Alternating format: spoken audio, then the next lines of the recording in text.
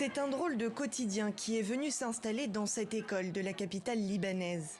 Dans les couloirs, plus un bruit. Les salles de classe ont été transformées en dortoirs de fortune.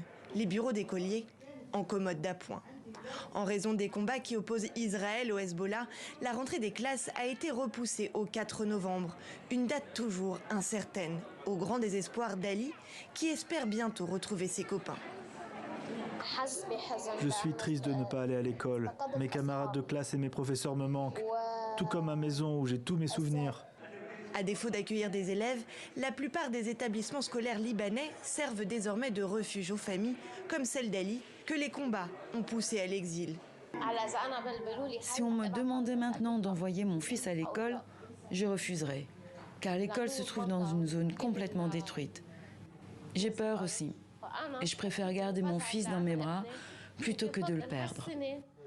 Comme ils ne peuvent pas aller à l'école, c'est l'école qui vient à eux.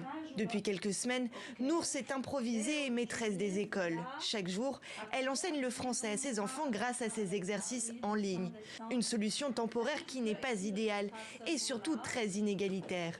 Au Liban, tous les foyers n'ont pas accès à Internet. Ce n'est pas normal d'imposer un huis clos aux élèves et de les garder avec les mêmes personnes dans la même pièce à la maison.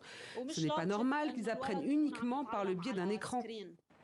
Si comme Nour, beaucoup de parents espèrent que le confinement de leurs enfants ne durera pas, ils s'accordent à dire que pour l'heure, la situation est bien trop instable pour prendre le risque de les laisser retrouver les bancs de l'école.